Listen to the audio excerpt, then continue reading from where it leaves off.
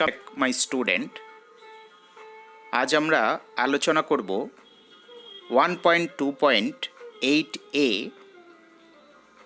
Knowledge and curriculum part 1 এই পেপারের একটি প্র্যাকটিকাম নিয়ে। প্র্যাকটিকামটি policy analysis national curriculum framework NCF 2000 and 2005 এটি নিয়ে। এই প্র্যাকটিকামটি আলোচনা করবার আগে দুটি বিষয় সকলের মাথায় রাখা দরকার। এই national curriculum framework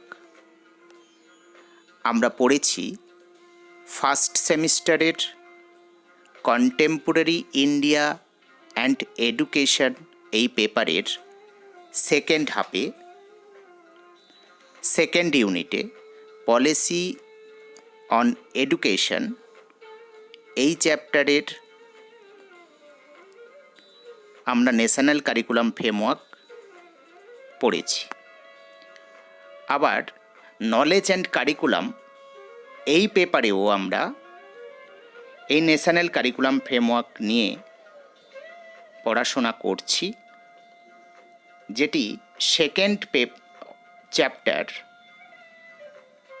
policy on education, তার আন্ডারে রাইট টু এডুকেশন অ্যাক্ট 2009 যেখানে আলোচনা করা হয়েছে, সেখানেই ন্যাশনাল কারিকুলাম ফ্রেমওয়ার্ক নিয়ে আলোচনা করা হয়েছে।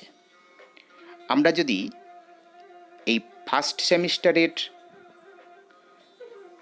পেপারটি এবং নলেজ অ্যান্ড কারিকুলামের এই পেপারটি দুটো চ্যাপ্টার আমরা যদি লক্ষ্য করি, তাহলে ন্যাশনাল কারিকুলাম ফ্রেমওয়ার্ক সম্পর্কে আমাদের কিছু তথ্যগত ধারণা আমরা লাভ করতে পারব।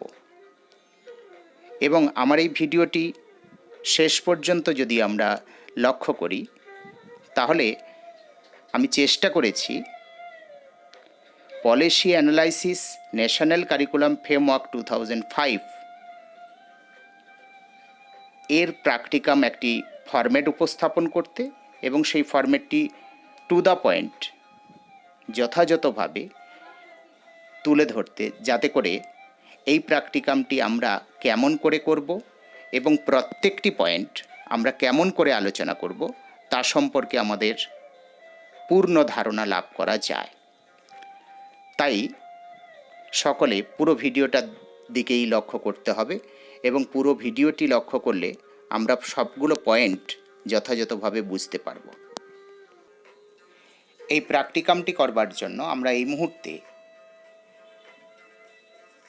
একটি ফরম্যাট উপস্থাপন করেছি। এই ফরম্যাটটির দিকে প্রত্যেককে লক্ষ্য করতে হবে।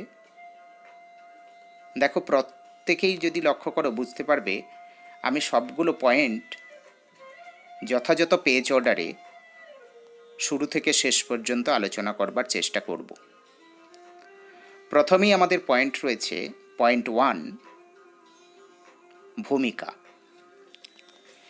এই ভূমিকাটি আমাদের একটি পেজের মধ্যে উপস্থাপন করতে হবে। আর এই ভূমিকাতে আমরা লিখব পলিসি কাকে বলে, এডুকেশন পলিসি কি, এবং পলিসিগুলোর নাম যেগুলো স্বাধীনতার পরবর্তী পর্যায়ে এডুকেশনের জন্য যে সকল পলিসিগুলো গ্রহণ করা হয়েছিল সেই সকল পলিসিগুলোর নাম আমরা লিখব। তাহলে আমরা তিনটি বিষয়ের উপর ভিত্তি করে ভূমিকাটি লিখব। পলিসি কাকে বলে, এডুকেশন পলিসি কি, এবং স্বাধীনতার পরবর্তী পর্যায়ে ভারতবর্ষে এডুকেশনাল ডেভেলপমেন্টের জন্য কী কী পলিসিগুলো গ্রহণ করা হয়েছিল। এর পরবর্তী পর্যায়ে আমরা চলে যাব পয়েন্ট নাম্বার 2। এটিও আমরা একটি পেজের মধ্যে উপস্থাপন করব, প্রকল্পের উদ্দেশ্য। তাহলে আমাদের প্রকল্পের টাইটেল কি? Policy analysis national curriculum framework 2000 and 2005। এই প্রকল্পটির টাইটেলটাকে মাথায় রেখে যদি আমরা দেখি, তাহলে দেখব ন্যাশনাল কারিকুলাম ফ্রেমওয়ার্ক যে পলিসিটা গ্রহণ করা হয়েছিল তার অ্যানালাইসিস করতে হবে। আমরা এই পয়েন্ট নাম্বার 2তে এই ন্যাশনাল কারিকুলাম ফ্রেমওয়ার্কটি অ্যানালাইসিস করার উদ্দেশ্যটা কি সেটা আমরা এখানে লিখব। এখানে ন্যাশনাল কারিকুলাম ফ্রেমওয়ার্কের উদ্দেশ্য নয়, আমরা এই ন্যাশনাল কারিকুলাম ফ্রেমওয়ার্কটি যে করব, এই ন্যাশনাল কারিকুলাম ফ্রেমওয়ার্কটি করবার উদ্দেশ্য কি, এই প্রজেক্টটি করবার উদ্দেশ্য কি, সেই উদ্দেশ্যগুলো কি কি হতে পারে। দেখো, ন্যাশনাল কারিকুলাম ফ্রেমওয়ার্ককে আমরা অ্যানালাইসিস করলে কি কি জানতে পারবো। ন্যাশনাল কারিকুলাম ফ্রেমওয়ার্ক কেন করা হয়েছিল, ন্যাশনাল কারিকুলাম ফ্রেমওয়ার্ক কী প্রয়োজনীয়তার ভিত্তিতে করা হয়েছিল, ন্যাশনাল কারিকুলাম ফ্রেমওয়ার্ক তৈরি করার মূল প্রেক্ষিক কী ছিল, ন্যাশনাল কারিকুলাম ফ্রেমওয়ার্ক কতটা এরিয়া জুড়ে সেটা করবার টার্গেট নেওয়া হয়েছিল, কোন কোন কারিকুলামের কথা এখানে বলা হয়েছিল। এগুলো যদি আমরা অ্যানালাইসিস করি তাহলে আমরা এই বিষয়গুলি সম্পর্কে আমরা ধারণা লাভ করতে পারবো, তার পূর্ণাঙ্গ বিশ্লেষণ রূপ আমরা জানতে পারবো, তার সম্যক ধারণা আমরা লাভ করতে পারবো। এই উদ্দেশ্যগুলোই কিন্তু আমরা একটি পেজের মধ্যে এখানে উপস্থাপন করব। পরবর্তী পয়েন্ট নাম্বার 3, প্রকল্পের গুরুত্ব। আবারও বলছি, প্রকল্পটা মানে হচ্ছে policy analysis. National curriculum framework যে পলিসিটি, তার অ্যানালাইসিসটাই হচ্ছে আমার প্রকল্প। এই প্রকল্পটির গুরুত্ব কী, ঠিক উদ্দেশ্যের মতো আমরা গুরুত্বের জায়গাটাও যদি একবার ভেবে দেখি, তাহলে এই পলিসিটি অ্যানালাইসিস করে আমাদের কি গুরুত্ব রয়েছে অ্যানালাইসিসটা করলে আমাদের কি লাভ হবে। তাহলে দেখো, অ্যানালাইসিসটা করলে আমি জানতে পারবো যে ভারতবর্ষের কোন পরিস্থিতিতে এই ন্যাশনাল কারিকুলাম ফ্রেমওয়ার্ক তৈরি করা হয়েছিল এবং সেটা করে কি কি লাভ রয়েছে বা লাভ হয়েছিল বলে আমরা বুঝেছি, সেটা আমরা লিখব। এবং সেই যে ন্যাশনাল কারিকুলাম ফ্রেমওয়ার্কটা যদি আমরা আলোচনা করি, তাহলে আমরা তেমনই একটা গুরুত্বপূর্ণ অংশ আমরা অনুধাবন করতে পারবো এবং অনুভব করতে পারবো যে আলটিমেট ন্যাশনাল কারিকুলাম ফ্রেমওয়ার্ক এই প্রজেক্টটির মধ্যে কোন বিষয়গুলি রয়েছে যেগুলো আমাদের সমাজকে লাভ করতে পেরেছিল, তার সম্পর্কে আমরা ধারণা লাভ করতে পারবো এবং তার বাস্তব রূপটার সাথে কতটা সাযুজ্যতা রয়েছে সেটা আমরা জাস্টিফাই করতে পারবো। তাহলে এই প্রজেক্টটি করলে আমরা এই গুরুত্বের জায়গাগুলো আমরা অনুভব করতে পারবো। তারপরেই রয়েছে পয়েন্ট নাম্বার 4, এনসিএফ কি, অর্থাৎ আমার প্রজেক্টের মূল বিষয়বস্তু যেটা আমরা অ্যানালাইসিস করছি, ন্যাশনাল কারিকুলাম ফ্রেমওয়ার্ক। এই ন্যাশনাল কারিকুলাম ফ্রেমওয়ার্ক কি, এখানে আমরা মূলত লিখব ন্যাশনাল কারিকুলাম ফ্রেমওয়ার্ক কত সালে তৈরি হয়েছিল, ন্যাশনাল কারিকুলাম ফ্রেমওয়ার্ক কারা তৈরি করেছিল, এর কমিটিতে কে ছিল, অর্থাৎ মানব সম্পদ উন্নয়ন মন্ত্রকের নির্দেশে এনসিইআরটি প্রশাসনিক সহায়তায় ন্যাশনাল স্টিয়ারিং কমিটি তৈরি করেছিল 2005-এর ডিসেম্বরে। এই ডিসেম্বরে ন্যাশনাল কারিকুলাম ফ্রেমওয়ার্ক 2005 সরকারি স্তরে একটা দলিল রূপে পেশ করা হয়। এটি আমরা এর সম্পর্কে যে ধারণাটি, এই ন্যাশনাল কারিকুলাম ফ্রেমওয়ার্কটি কী, কত সালে তৈরি হয়েছিল, যে কথাগুলো আমি এক্ষুনি বললাম, এই কথাগুলো আমরা একটা পেজের মধ্যে উপস্থাপন করব। এটিও একটি পেজের মধ্যে উপস্থাপন করব। পরবর্তীতে রয়েছে পয়েন্ট নাম্বার 5, প্রকল্পের সাহিত্যগত ধারণা। এটি একটি মূল পয়েন্ট। এর আন্ডারে যে পয়েন্টগুলি রয়েছে সেই পয়েন্টগুলি আমরা উপস্থাপন করব এবং ডেসক্রিপ্ট করার চেষ্টা করব একটা পেজ অর্ডারে। এখানে রয়েছে 5.1, ন্যাশনাল কারিকুলাম ফ্রেমওয়ার্ক কমিটি। এক্ষুনি যে কথাটি আমি বললাম, ন্যাশনাল কারিকুলাম ফ্রেমওয়ার্ক কমিটি গঠন করা হয়েছিল, এটা একটা পেজের মধ্যে আমরা উপস্থাপন করব। সেই কমিটিতে কারা, কখন, কত সালে, কোন মাসে কোন কমিটি গঠন করা হয়েছিল, সেই কমিটির নাম কী ছিল, কমিটিতে কারা ছিল, সেই কমিটি কোন পেপারটি উপস্থাপন করেছিল এবং সেই খসড়াটি যে তৈরি করেছিল সেই কমিটিতে মূলত মেম্বার হিসেবে কারা ছিল, এর সম্পর্কে ধারণা এখানে তুলে ধরতে হবে। তারপরে রয়েছে 5.2, এনসিএফের বিষয়বস্তু। এটিও আমরা একটি পেজের মধ্যে উপস্থাপন করব। এনসিএফের বিষয়বস্তু মানে হচ্ছে রূপরেখা, অর্থাৎ এনসিএফের মূল কাজটি কী ছিল, কী লক্ষ্যে এনসিএফ তৈরি করা হয়েছিল ন্যাশনাল কারিকুলাম ফ্রেমওয়ার্ক। সেখানে যদি তোমরা একটু পড়াশোনা করো, তোমরা যদি ওই রাইট টু এডুকেশান অ্যাক্টের অধ্যায়টা যদি তোমরা একটু ভালো করে দেখো, ন্যাশনাল কারিকুলাম ফ্রেমওয়ার্কের জায়গাটি, তাহলে তোমরা দেখতে পাবে যে বিষয়বস্তুর জায়গাতে বেশ কতগুলো বিষয়বস্তুর কথা উল্লেখ করা রয়েছে, রূপরেখার কথা উল্লেখ করা রয়েছে, যে ন্যাশনাল কারিকুলাম ফ্রেমওয়ার্ক কী কী রূপরেখার উপরে কাজ করেছিল। যেমন বাইরে, বিদ্যালয়ের বাইরে জীবনের সঙ্গে জ্ঞানের যুক্ত করার কথা তারা বলেছিল, তারা লক্ষ্য নিয়ে কাজ করেছিল। অর্থহীন মুখস্থ পদ্ধতিকে বাতিল করার পদ্ধতি নিয়ে তারা একটি নির্দিষ্ট শিখন কৌশলের অনুধাবন করার চেষ্টা করেছিল। পুস্তক কেন্দ্রিক পরিবর্তন নিয়ে এসে তারা শিশুরা যাতে সার্বিক বিকাশ ঘটাতে পারে তার একটা লক্ষ্য নিয়ে কাজ করেছিল। পরীক্ষা পদ্ধতির নবীকরণ নিয়ে তারা ভেবেছিল এবং দেশের গণতান্ত্রিক ব্যবস্থার সাথে একাত্মবোধ গড়ে তোলার একটা নবীন প্রয়াস এডুকেশনের মাধ্যমে তারা তুলে ধরবার চেষ্টা করেছিল। এই বিষয়বস্তুগুলো আবার আমরা একটি পেজের মধ্যে উপস্থাপন করব, অর্থাৎ 5.2 এই পয়েন্টটি অ্যানালাইসিস করবার জন্য। তারপরে রয়েছে 5.3 ন্যাশনাল কারিকুলাম ফ্রেমওয়ার্ক অর্থাৎ NCF এর প্রাসঙ্গিকতা। এটিও আমরা একটি পেজের মধ্যে উপস্থাপন করব। এখানে আমরা লিখব NCF এর কী কারণে NCF তৈরি করা হয়েছিল, অর্থাৎ সেই সময় কতটা দরকার ছিল, অর্থাৎ 2005-এ ভারতবর্ষের পরিস্থিতিতে দাঁড়িয়ে, এডুকেশন সিচুয়েশনের উপরে দাঁড়িয়ে, সোশ্যাল এডুকেশন ডেভেলপমেন্টের উপরে দাঁড়িয়ে ভারতবর্ষে ন্যাশনাল কারিকুলাম ফ্রেমওয়ার্কের মতো যে পয়েন্টগুলো নিয়ে তারা কাজ করেছিল সেগুলো কতটা প্রাসঙ্গিক ছিল, এটা পুরো চ্যাপ্টারটি পড়ার পর তোমাদের মধ্যে একটা ধারণা লাভ হবে এবং সেই ধারণাগুলোর ভিত্তিতে এই পয়েন্টটি উল্লেখ করতে হবে, ব্যাখ্যা করতে হবে। 5.3 অর্থাৎ কেন দরকার ছিল, মূলত মাথায় রাখতে হবে NCF এটা যে তৈরি করা হয়েছিল এটার মূল কারণ কী ছিল, কী কারণে, তখন কি সত্যি দরকার ছিল, যে পয়েন্টগুলোর কথা আমি এক্ষুনি বললাম এগুলোই তো তার ছিল মূল কাজ, সেগুলো কি সত্যিই দরকার ছিল। এর গুরুত্বর ভিত্তিতে তোমাকে পুরো চ্যাপ্টারটি পড়ে একটা অনুধাবন করতে হবে এবং তার প্রেক্ষিতে নিজের ভাষায় এই অংশটি উল্লেখ করতে হবে যে কতটা প্রাসঙ্গিক ছিল সেই সময় ভারতবর্ষের মাটিতে দাঁড়িয়ে এডুকেশন ডেভেলপমেন্ট করার জন্য এই পলিসিটির। অর্থাৎ যতগুলো পলিসি তৈরি করা হয়েছিল ভারতবর্ষের মূলত এডুকেশনাল ডেভেলপমেন্টের জন্য, সোসাইটির এডুকেশন ডেভেলপমেন্টের জন্য, মানুষের এডুকেশনাল নিডকে ফিল আপ করার জন্য, সোসাইটির এডুকেশনাল ডিমান্ডকে ফিল আপ করার জন্য মূলত তৈরি করা হয়েছিল।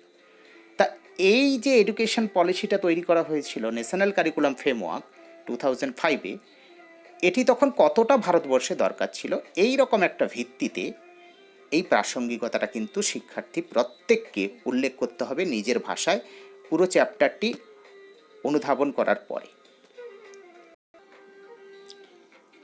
পরবর্তী পয়েন্ট নাম্বার 6, প্রকল্পের তথ্য অনুসন্ধান, পলিসির অধ্যায়গত তথ্য। অর্থাৎ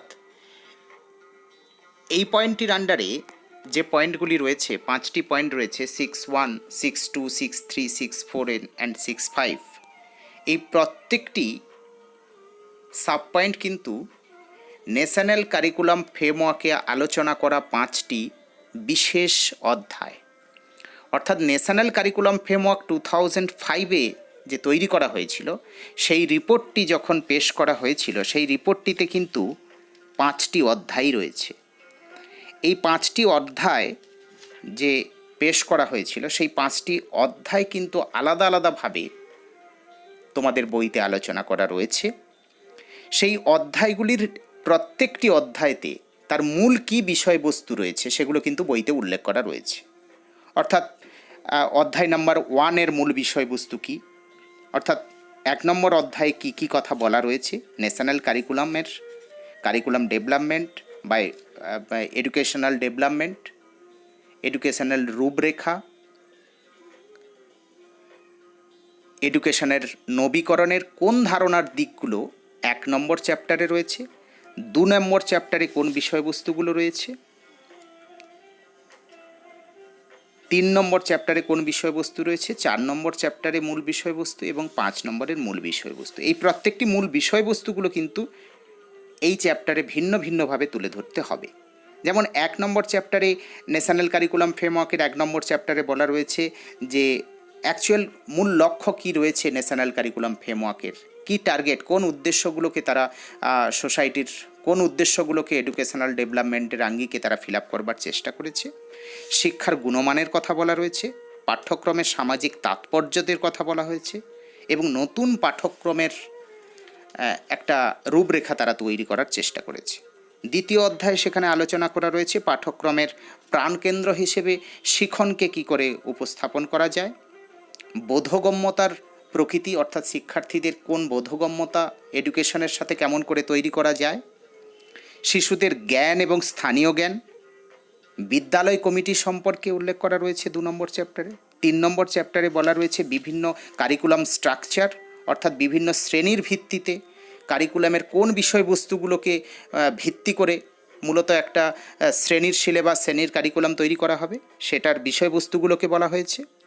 আবার 4 নম্বর চ্যাপ্টারে বলা হয়েছে যে শিক্ষার্থী যে প্রচলিত পাঠ্যক্রমের ধারাবাহিকতা যেগুলো 2005-এর আগে 2005-এর আগে থেকে যে ধারাবাহিক পদ্ধতিগুলো এডুকেশনের সাথে যুক্ত ছিল সেই ধারাবাহিক পদ্ধতিগুলোর পরিবর্তন করে একটা নতুন রূপরেখা তৈরি করার চেষ্টা করেছে, সেই বিষয়বস্তুগুলো সম্পর্কে 4 নম্বর চ্যাপ্টারে আলোচনা করা রয়েছে। এবং 5 নম্বর চ্যাপ্টারে আলোচনা করা রয়েছে প্রচলিত যে বিদ্যালয়ের শ্রেণীকক্ষে তার পরিবেশ কেমন করে উন্নতি করা যায়, বিদ্যালয়ের এবং শ্রেণীকক্ষের পরিবেশগুলো কেমন করে ডেভেলপমেন্ট করা হবে এটা সম্পর্কে আলোচনা করা রয়েছে। সেটা বিভিন্ন বইতে আলোচনার ক্ষেত্রে হয়তো কোনো চ্যাপ্টারগুলো আগে এবং পরে আলোচনা করা হতে পারে, তা নিয়ে ভাবার কিছু নেই, তবে চ্যাপ্টারগুলো কিন্তু ঠিক এই অর্ডারেই রয়েছে। কোনোটার ক্ষেত্রে কোনো বইতে দেখা যাবে যে 4 নম্বর চ্যাপ্টারে বিদ্যালয় ও শ্রেণীকক্ষের পরিবেশ ডেভেলপমেন্টের কথা বলা হয়েছে, আবার 5 নম্বরে প্রচলিত পাঠ্যক্রমের ধারাবাহিক সংস্কারের কথা বলা রয়েছে। এ নিয়ে বিস্তারিত ভাবার কিছু নেই এবং এটা নিয়ে ঘাবড়ে যাওয়ার কিছু নেই, তবে যেভাবে 4 এবং 5 এই পদ্ধতিতেই আলোচনা করলে চলবে। এবারে পয়েন্ট নাম্বার 7, প্রকল্পের বিশ্লেষণ। প্রকল্পের বিশ্লেষণ এটা মেন পয়েন্ট, এর আন্ডারে 3টি পয়েন্ট আমি উপস্থাপন করেছি। পয়েন্ট নাম্বার 7.1, ন্যাশনাল কারিকুলাম ফ্রেমওয়ার্কের গুরুত্ব। অর্থাৎ আমরা এত সময় ধরে যে ন্যাশনাল কারিকুলাম ফ্রেমওয়ার্ক নিয়ে আমরা আলোচনা করলাম এবং তার বিভিন্ন অধ্যায় কোন বিষয়বস্তুগুলো তুলে ধরা হয়েছে সেগুলো নিয়ে যে আমরা আলোচনা করলাম, তার গুরুত্ব কী, এবারে আমরা কিন্তু আলোচনা করছি ন্যাশনাল কারিকুলাম ফ্রেমওয়ার্কের গুরুত্ব। আগে আমরা 5.2-3 আমরা আলোচনা করেছিলাম, আমরা 5 পয়েন্টের সাব পয়েন্টগুলোর ক্ষেত্রে আমরা আলোচনা করেছিলাম যে একটা জায়গাতে ন্যাশনাল কারিকুলাম ফ্রেমওয়ার্কের প্রাসঙ্গিকতা, কিন্তু এখানে আমরা আলোচনা করছি ন্যাশনাল কারিকুলাম ফ্রেমওয়ার্কের গুরুত্ব। অর্থাৎ ন্যাশনাল কারিকুলাম ফ্রেমওয়ার্ক কতটা গুরুত্বপূর্ণ বলে এবার মনে হচ্ছে, এই বিশ্লেষণের জায়গাটা কিন্তু শিক্ষার্থীর নিজের, এটা নিজের ভাষাতে তাকে উপস্থাপন করতে হবে। এই গুরুত্বের আঙ্গিকটা কিন্তু তাকে নিজের ভাষাতে উপস্থাপন করতে হবে, এটি একটি পেজের মধ্যে উপস্থাপন করতে হবে। আগে যে 6 পয়েন্টের যে 5টি সাব পয়েন্ট ছিল, 5টি অধ্যায়, এটা কিন্তু প্রত্যেকটি একটা একটা পেজে কিন্তু উপস্থাপন করতে হবে। অর্থাৎ 5টি পয়েন্টের জন্য কিন্তু 5টি অধ্যায়ের জন্য আলোচনা করবার জন্য কিন্তু একটি পেজ রয়েছে, অর্থাৎ 5টির জন্য 5টি পেজ। 7.1 ন্যাশনাল কারিকুলাম ফ্রেমওয়ার্কের গুরুত্ব আলোচনা করবার ক্ষেত্রেও কিন্তু একটি পয়েন্ট থাকছে। এই গুরুত্বটি কিন্তু আমি একটি পয়েন্টে উপস্থাপন করব যে অ্যাকচুয়াল ন্যাশনাল কারিকুলামে ফ্রেমওয়ার্কের গুরুত্ব কী কী রয়েছে, কোন কোন গুরুত্বগুলো রয়েছে, যে পয়েন্টগুলোর ভিত্তিতে 5টি পয়েন্টে 5টি অধ্যায়তে তারা গুরুত্বপূর্ণতার জায়গাগুলো তুলে ধরবার চেষ্টা করেছে, সেই জায়গাগুলোকে আমরা উপস্থাপন করব।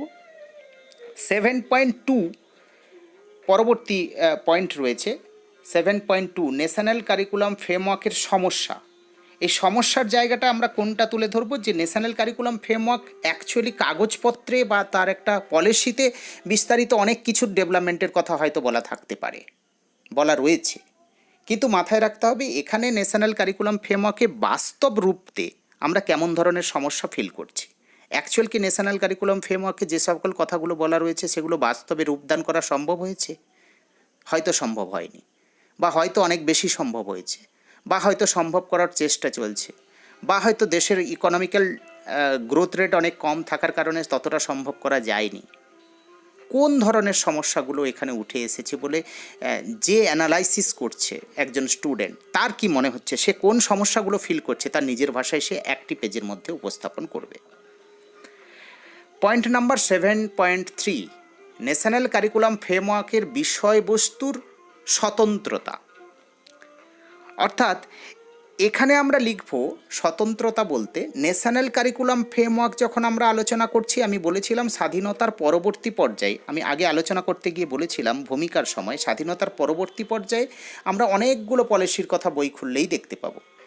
কিন্তু এই ন্যাশনাল কারিকুলাম ফ্রেমওয়ার্কের স্বতন্ত্রতা কোথায়, এই পলিসিটি অন্যান্য পলিসিদের চেয়ে কতটা আলাদা, কোন কোন দিক থেকে আলাদা, কোন কোন দিকগুলো অনেক বেশি প্রাসঙ্গিক, অনেক বেশি সমাজের প্রয়োজন রয়েছে, অনেক বেশি শিক্ষার্থীদের অনুপ্রাণিত করবে, অনেক বেশি শিক্ষার ডেভেলপমেন্ট করতে পারবে বলে তুমি মনে করছো, সেই স্বতন্ত্র জায়গাগুলো কিন্তু উপস্থাপন করতে হবে, যেটার নিজস্বতা রয়েছে, যেটা অন্যান্য পলিসির মতো স্বাভাবিক কিংবা সরল হয়ে যায়নি, যেগুলো অন্যান্য পলিসিগুলোর মতো হয়তো ফলপ্রসূ হতে পারেনি, কিন্তু এর প্রাসঙ্গিকতাগুলো অনেক অ্যাক্টিভ সোসাইটি ডেভেলপমেন্টের জন্য, এডুকেশনাল ডেভেলপমেন্টের জন্য, সেগুলো আমরা এখানে তুলে ধরবো, তবে একটি পেজের মধ্যে, অর্থাৎ 7.3 একটি পেজের মধ্যে উপস্থাপন করব।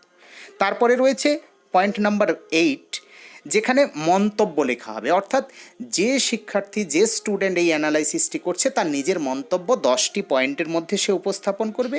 তার নিজের মন্তব্য কিন্তু যে লিখবে সেটা কোথা থেকে 10টা পয়েন্ট সে অ্যারেঞ্জ করবে, 5টি অধ্যায় যে উপস্থাপন করা হয়েছিল, সেই 5টি অধ্যায় থেকে যে বিশ্লেষণ সে লিখছে একটি একটি পেজ করে 5টি পেজে, সেই প্রত্যেকটি অধ্যায় থেকে দুটো করে তার মন্তব্য এখানে তুলে ধরবে। অর্থাৎ তার কি মনে হয়েছে, সে কি ধারণা লাভ করছে, সে কোন মন্তব্য পোষণ করছে সেই অধ্যায়টি সম্পর্কে, প্রত্যেকটি অধ্যায় সম্পর্কে দুটি করে পয়েন্টে সে তার মন্তব্য পোষণ করবে। এই দুটি যে পয়েন্ট দেবে, তাহলে 5টি অধ্যায় সম্পর্কে দুটো করে পয়েন্ট যদি প্রত্যেক অধ্যায়ে দেয়, তাহলে 10খানা পয়েন্ট হচ্ছে, ঠিক 10টি পয়েন্ট কিন্তু এখানে সে মন্তব্যতে লিখবে।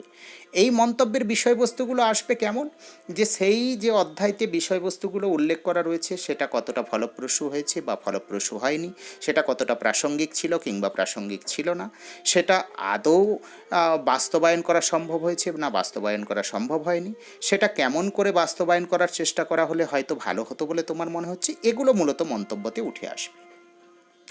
তারপরেই রয়েছে পয়েন্ট নাম্বার, এটাও কিন্তু এই পয়েন্ট 8 পয়েন্টটি কিন্তু একটি পেজের মধ্যে উপস্থাপন হবে।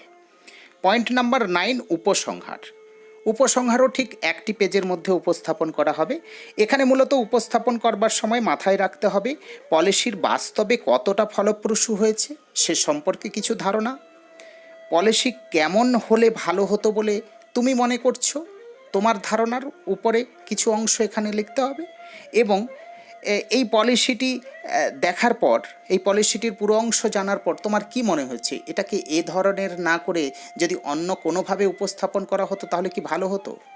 এই রকম আঙ্গিকে এই 3টি বিষয়বস্তুকে নিয়ে পলিসির বাস্তবায়ন কতটা ফলপ্রসূ হয়েছে সেটি, পলিসি কেমন হলে ভালো হতো, বা পলিসিটি তোমার কি ধারণা হচ্ছে, পলিসিটি যে আঙ্গিকে তৈরি করা হয়েছে, যে ধারণা লাভের উপর তৈরি করা হয়েছে, যে পটভূমিকার উপর কিংবা রূপরেখার উপর তৈরি করা হয়েছে, তার চেয়ে কতটা আলাদা হলে ভালো হতো বলে তুমি মনে করছো, এই 3টি বিষয়ের উপরে কিন্তু এই উপসংহারটি লিখতে হবে। তবে এই সম্পূর্ণ ধারণাগুলো কিন্তু আমরা বইয়ের অধ্যায়টা যদি একটু ভালো করে পড়ি বা একটু নজর দিই, তাহলে কিন্তু আমরা ভালোভাবে বুঝতে পেরে যাব এই নলেজ অ্যান্ড কারিকুলামের রাইট টু এডুকেশন অ্যাক্ট এর অংশটা যদি আমরা একটু খেয়াল করি। তারপরে পয়েন্ট নাম্বার 10, এখানেও কিন্তু একটি পেজের মধ্যে উপস্থাপন করতে হবে গ্রন্থানুপঞ্জি। এটা অ্যাকচুয়ালি আমার এই প্রজেক্টটি, অর্থাৎ যে শিক্ষার্থী এই প্রজেক্টটি করছে, এই অ্যানালাইসিসটি করছে, এই প্রকল্পটি করছে, সেই প্রকল্পটি করতে গিয়ে সে কোন কোন বইগুলোর সে সাহায্য নিয়েছে। এমনও হতে পারে সে ইন্টারনেটের সাহায্য নিয়েছে, সে গুগল ক্রোমের সাহায্য নিয়েছে, সে কোনো নির্দিষ্ট এডুকেশন ডিপার্টমেন্টের সাইটের ওয়েবসাইটের অ্যাড্রেসের সাহায্য নিয়েছে, কিংবা কোনো পুস্তকের সাহায্য নিয়েছে। যেগুলোর সাহায্য নিয়েছে সেগুলোকে সে ধারাবাহিক পদ্ধতিতে লিপিবদ্ধ করবে। তাহলে দেখো প্রথম থেকে 1 নম্বর পয়েন্ট থেকে একদম 10 নম্বর পয়েন্ট পর্যন্ত আমরা প্রত্যেকটি চ্যাপ্টারে যদি আমরা প্রত্যেকটি অংশকে যদি আমরা দেখি তাহলে সবগুলো পয়েন্ট কিন্তু একটি একটি পেজ করেই উপস্থাপন করা হয়েছে। একটি একটি পেজেই কিন্তু প্রত্যেকটি পয়েন্ট হবে, অর্থাৎ পয়েন্ট নাম্বার 1, 2, 3 একটি এবং 4 একটি করে প্রত্যেকটি পেজে হবে। 5 নম্বর পয়েন্টের যতগুলো সাব পয়েন্ট রয়েছে একটি করে পেজে হবে। 6 নম্বর পয়েন্টের যতগুলো সাব পয়েন্ট রয়েছে একটি করে পেজে হবে। 7 নম্বরে যতগুলো সাব পয়েন্ট রয়েছে একটি করে পেজে হবে এবং 8, 9, 10 পরপর একটি একটি পেজে করে হবে। এই সবগুলো ধারণাগুলো যদি আমরা একটু বইতে নজর দিই তাহলে আমরা সেগুলোকে উপস্থাপন করতে পারবো এবং আমার পুরো ডেসক্রিপশানটা যদি তারা ভিডিও ক্লিপটা যদি মনোযোগ সহকারে একবার না হলে দ্বিতীয়বার শুনলে এই প্রকল্পটি করতে সকলের সুবিধা লাভ হবে। তবে মাথায় রাখতে হবে যেমন করে পেজ অর্ডার বলা হলো সেই রকম পেজ অর্ডারেই কিন্তু এই প্রকল্পটি উপস্থাপন করতে হবে। Thank you. চ্যানেলটি লাইক করো, শেয়ার করো এবং চ্যানেলটি সাবস্ক্রাইব করো।